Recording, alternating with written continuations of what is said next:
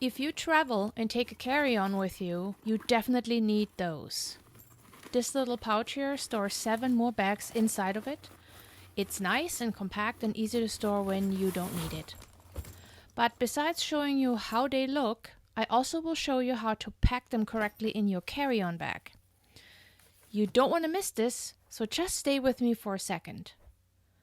So this kit includes 8 different size bags. This one here is specifically for your toiletries. Okay, let's just go and pack the carry-on bag. So first is the shoe bag.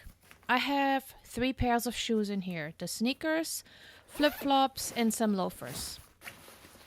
The next one has my socks, tank tops, my PJ, and my swimsuit in it.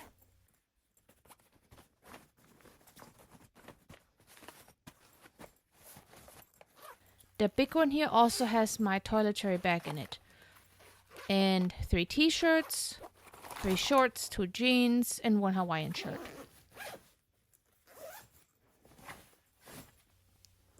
The last one I just filled with a travel backpack, some belts, a long sleeve shirt, and a power bank. But you can do whatever you want. This is just my way of packing. Now I zip everything up and close the carry-on bag.